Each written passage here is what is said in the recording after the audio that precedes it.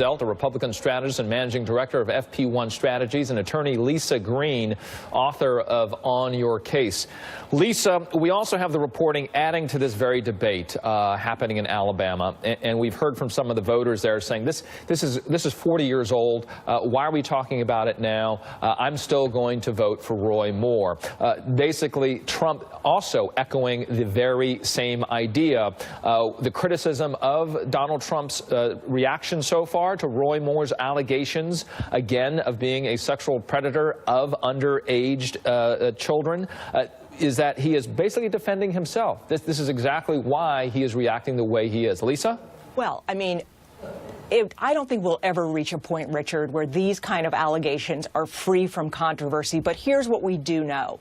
They come at a time where American women are saying, I've had enough, and are coming forward across the board, not just in the political world, but obviously in Hollywood. You mentioned Charlie Rose a couple of minutes ago. And what we're seeing now is a sea change from women who felt they needed to remain silent to women who are coming forward. The Roy Moore accusers, who I believe were reached out to by the Washington Post, had what they alleged to be the incidents with Moore at a time where women didn't feel comfortable speaking. They were ashamed. They may have thought it was their fault. And the allegations come now at a time where the environment is wholly different, and we see the lingering effects, the resonance that that's having in this race in Alabama. Well, the reporting adding to what I've just discussed, the New York Times to you on this, Lauren, is that Donald Trump was not happy with his own daughter's reaction. Again, this reporting coming out today, and this is what it says in the New York Times. He vented his annoyance when his daughter Ivanka castigated Mr. Moore by saying there was a special place in hell for people who prey on children. This according to 3 staff members who heard his comments. So it looks like not only despite it tearing apart his own party here, Lauren, it's also, at least by this reporting, causing some ripples in his own family. Well, Ivanka's right. There is a special place in hell for people that do this. You know, I think, look, I've seen reporting today kind of, you know, indicating, oh, is this a big rift or something like that. You know, I would hope at least in their family that Ivanka, you know, can share her own opinion. You know, I understand the president's possible frustration because I do believe that comment's been turned into a campaign ad. But, you know, to go back to what Lisa said, I mean, the reality of the situation is this.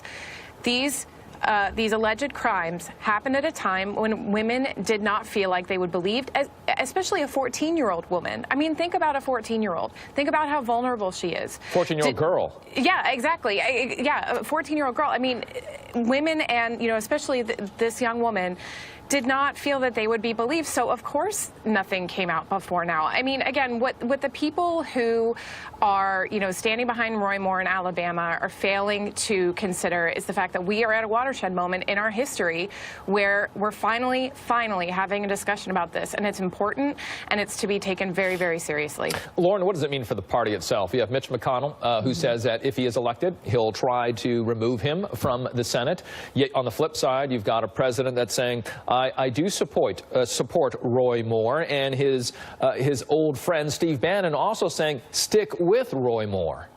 I think the most important thing to consider, should he become elected, I do think that we need to take steps to investigate whether or not we can expel him, to see if there would be support for that, because not only, you know, if you want to put the heinous nature of these allegations aside, fine. Then let's talk about the impact on the party in 2018, that suddenly that Republicans are going to have to wear this around their neck. I mean, it will be in every campaign ad.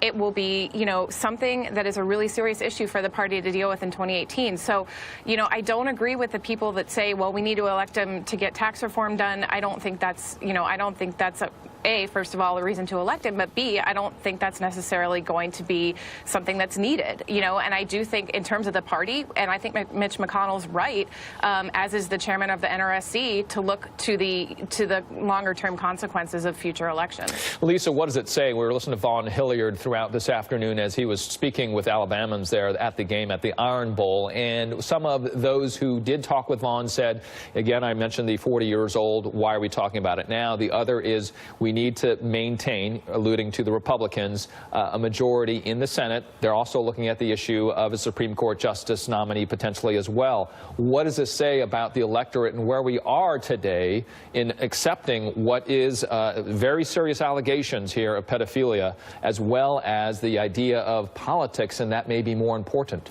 Well, I'm definitely going to leave the political analysis to Lauren, but I think she and I can agree that character ought to matter when it comes to elected officials, that we still want to be a country where people can look up to their elected officials. And where we've really crossed a line now is that allegations of harassment across the board in many different fields, and there are many more, service industries, waitresses, retail, that have days of reckoning yet to come.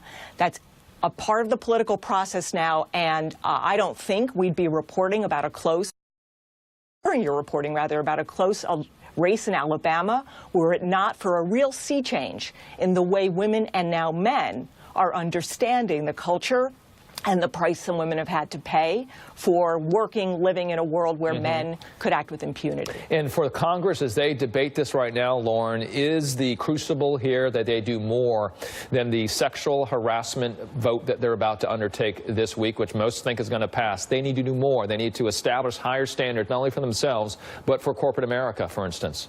Absolutely. I think that we need to do more. I mean, I think if you're talking about anything relating to private business, I think it's important to be mindful of the, the separation between, the government and private business. But I think especially on Capitol Hill, they have to do more. I mean, you've seen members of Congress come forward, many members of their staff. But yes, they must go further. Absolutely. We'll see if folks get on that train after they have that vote, which many people, as I was saying earlier, expect that to pass to, again, pass the bill related to sexual harassment. Thank you both very much. I appreciate your time. Lisa Green, thank you. Lauren, thank you as well. Coming up, the changing Justice Department under Attorney General